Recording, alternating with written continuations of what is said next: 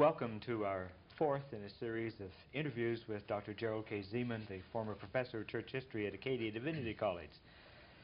Dr. Zeman, in your years both as a researcher and a scholar, we've yet to explore that whole aspect of your life. So I wonder if we could begin by talking about some of your loves in research and then talk about some of the things which you yourself have been involved in.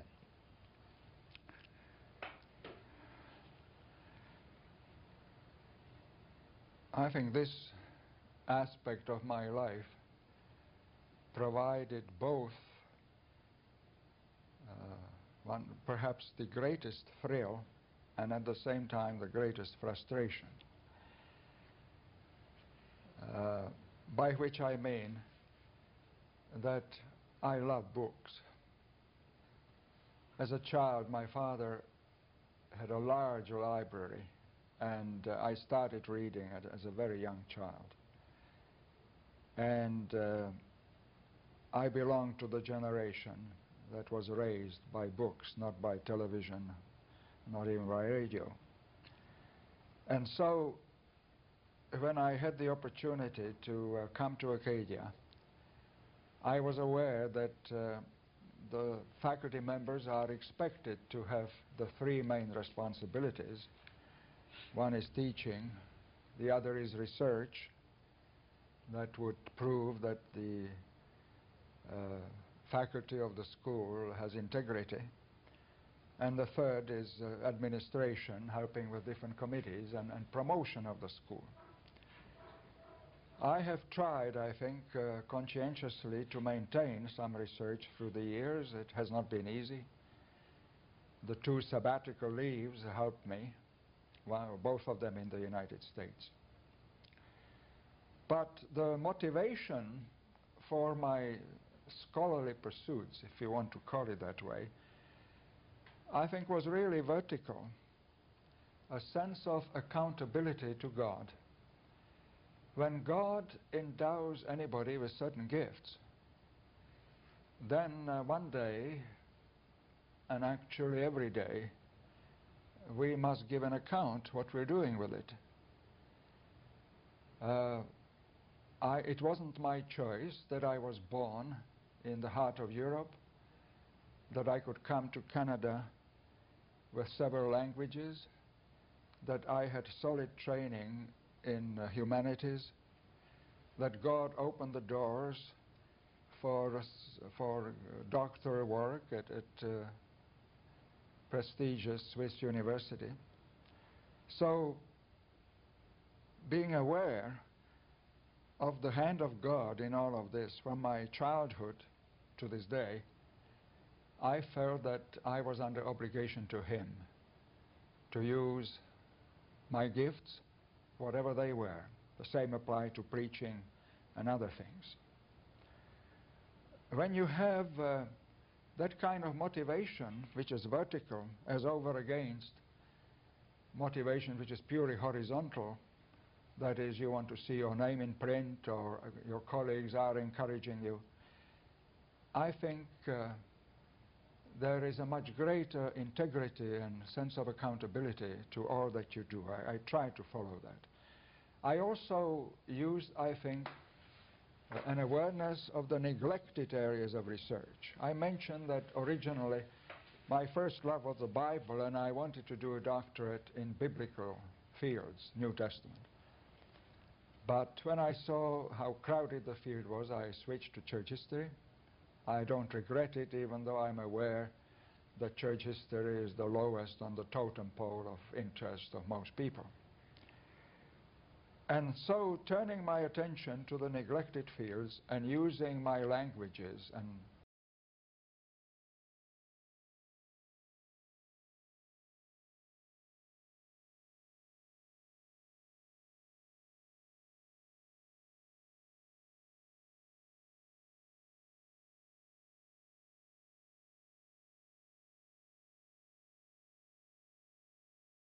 two main areas, both of them during the Reformation.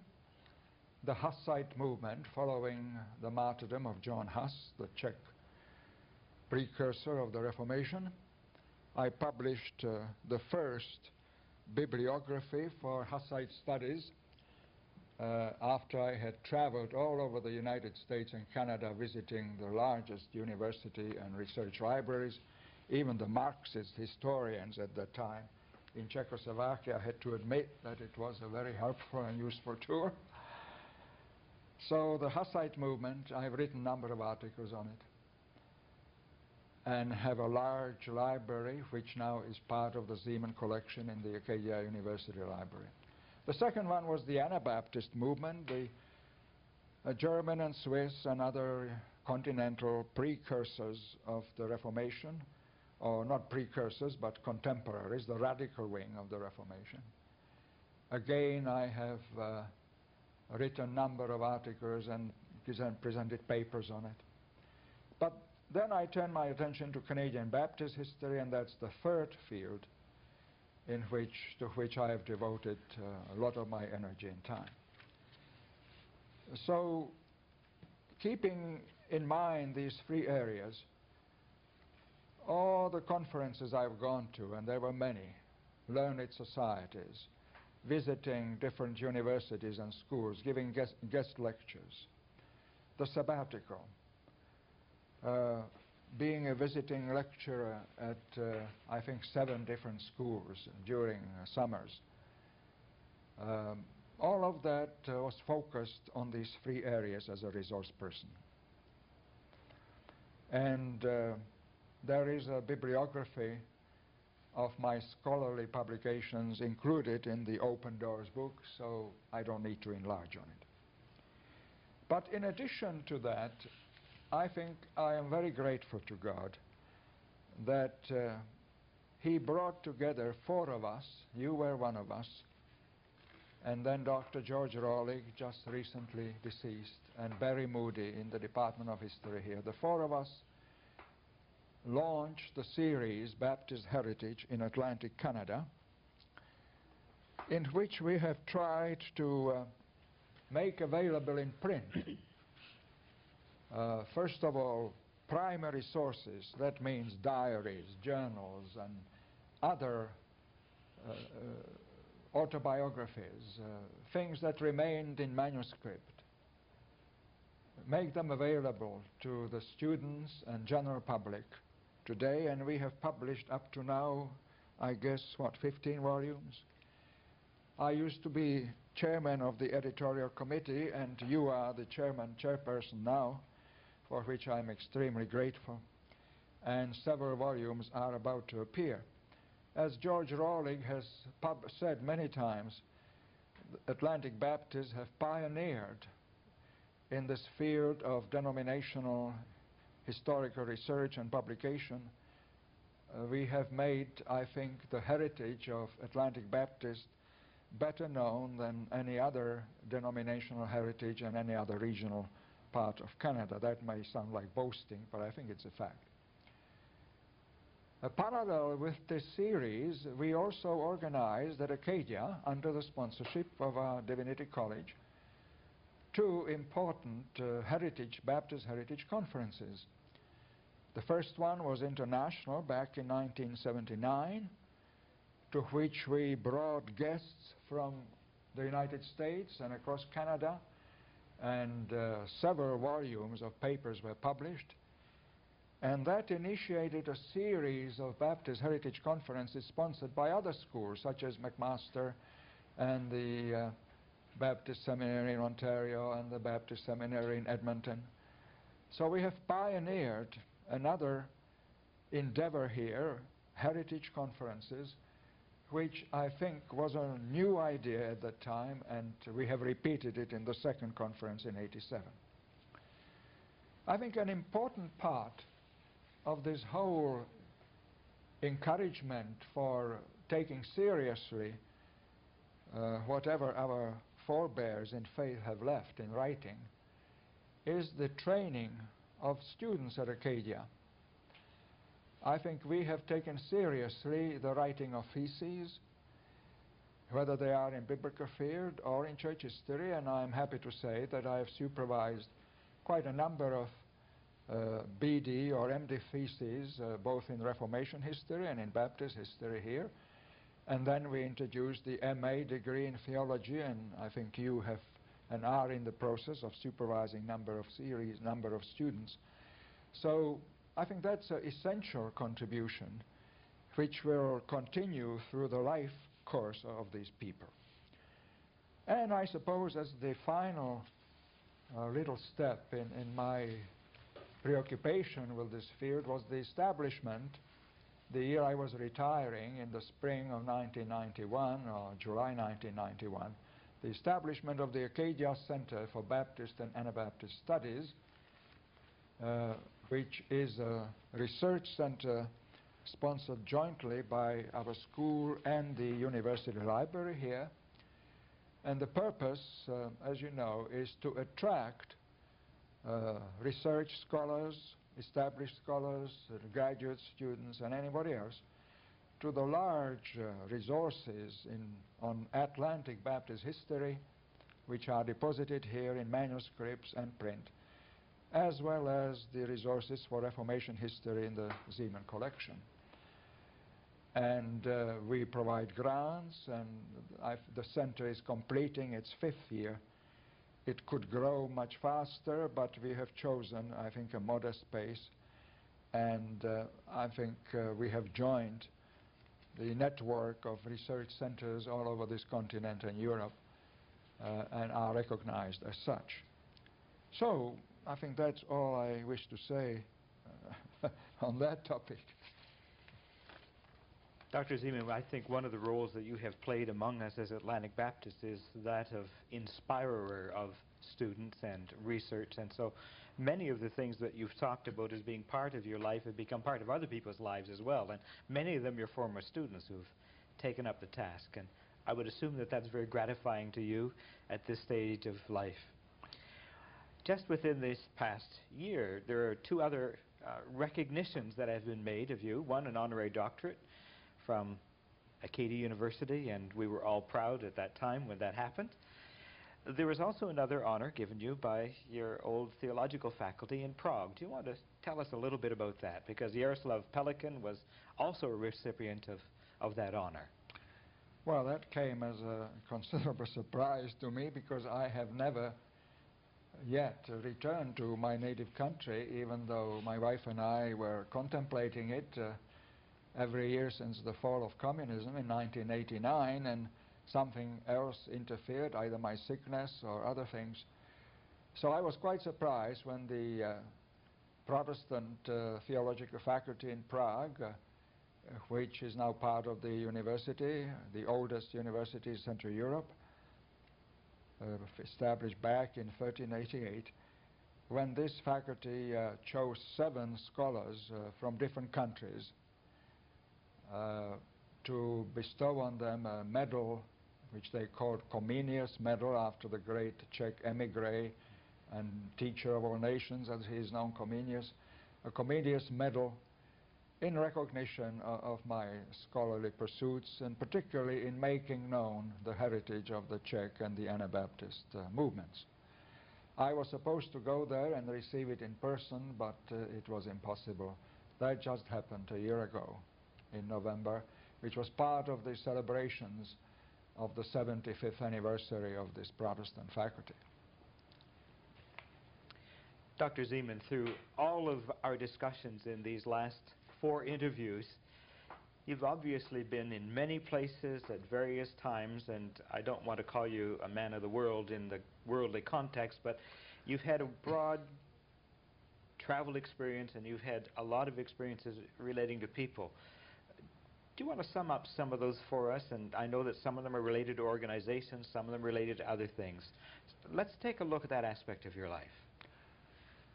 I think travel has played a very important part in shaping my identity, my outlook, and not only mine, but our family, because on many of these trips the children accompanied, Lillian and the children accompanied me. It used to be in the European university tradition that one's education was not complete until you spent 1 year after graduation roaming around Europe and visiting the great cultural centers and visiting art galleries and concert halls. That was the pattern certainly in the 19th century and way back through the Middle Ages, when people traveled by foot, by the way.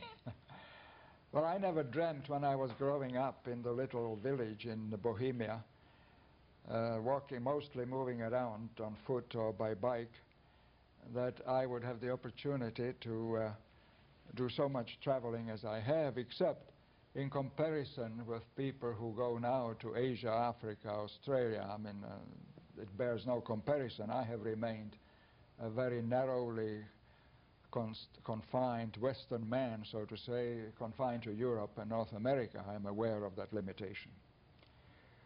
I have, I think, come to know Canada from Newfoundland to BC reasonably well through so many trips.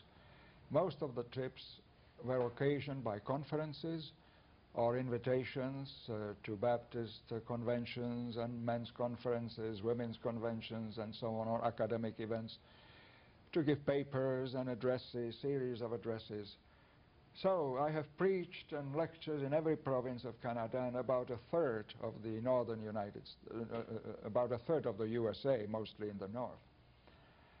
And right after our wedding in 1951, my wife and I had an opportunity to visit Haiti and Jamaica.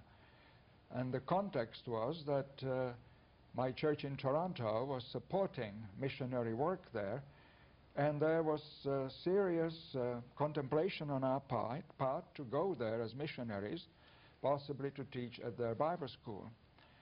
Well, we spent a month in Haiti traveling in that hot tropical sun and through muddy roads. It was very interesting experience. I even made a movie, silent movie, and the arrangement was that if the movie turned out, the churches would pay for it. If I spoiled the film, we had to pay for it.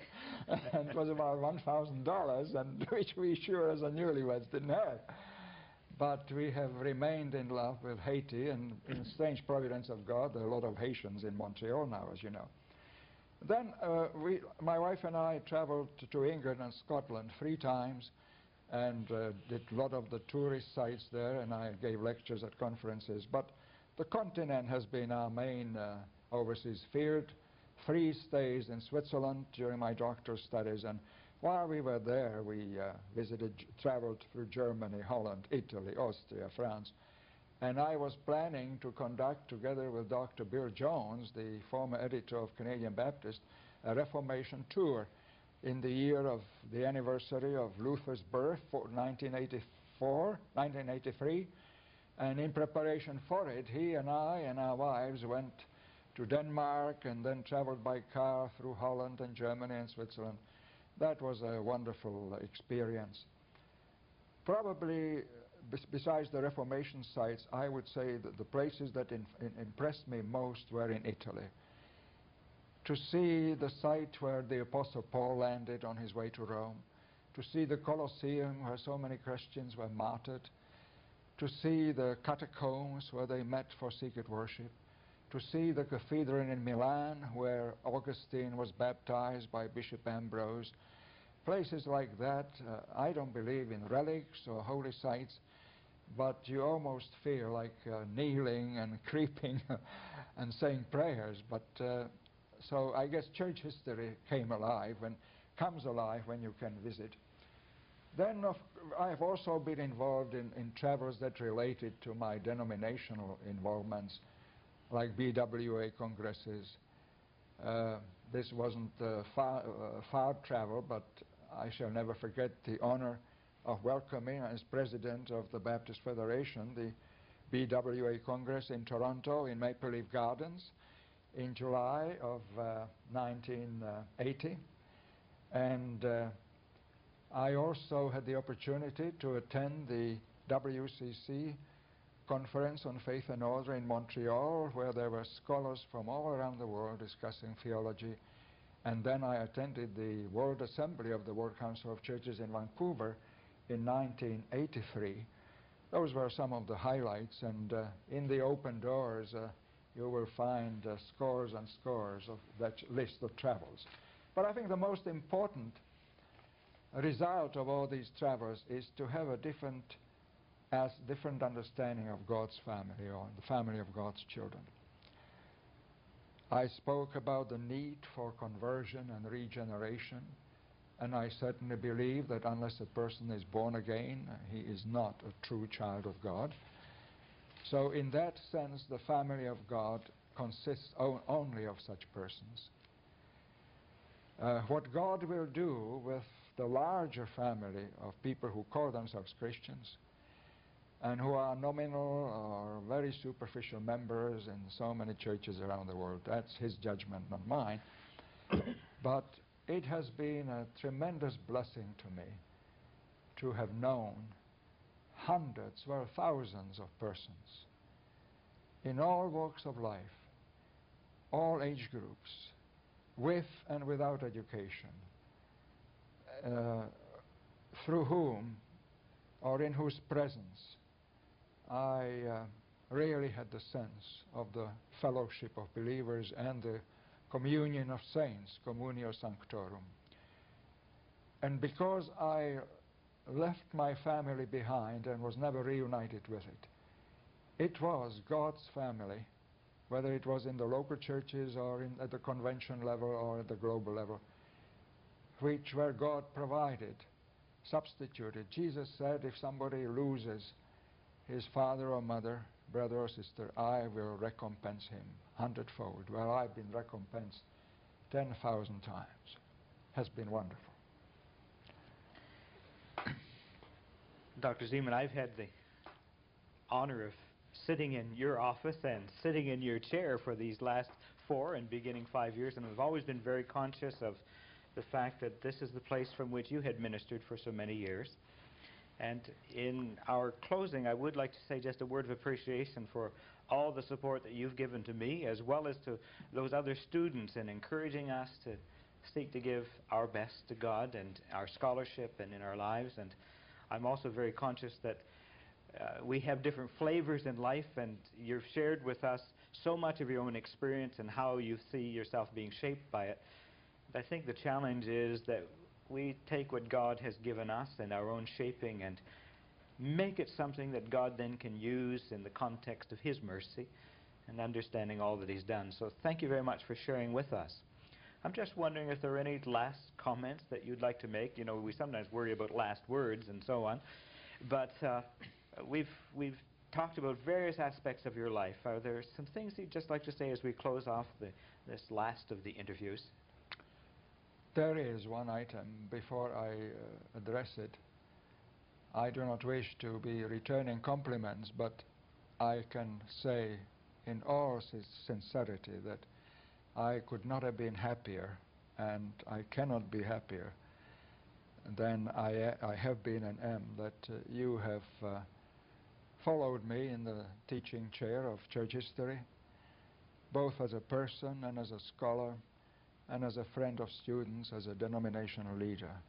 It's almost like an apostolic succession. And I thank God for you and your influence. In terms of looking at my life in retrospect, and last July I was critically ill, as you know, in Victoria General Hospital, and my family was advised that it's probably the end, so it looked that way for a few days. And it reminded me again of the question with which I closed the book Open Doors, recalling how on one occasion a lady who was among the many immigrants in Toronto came to see me as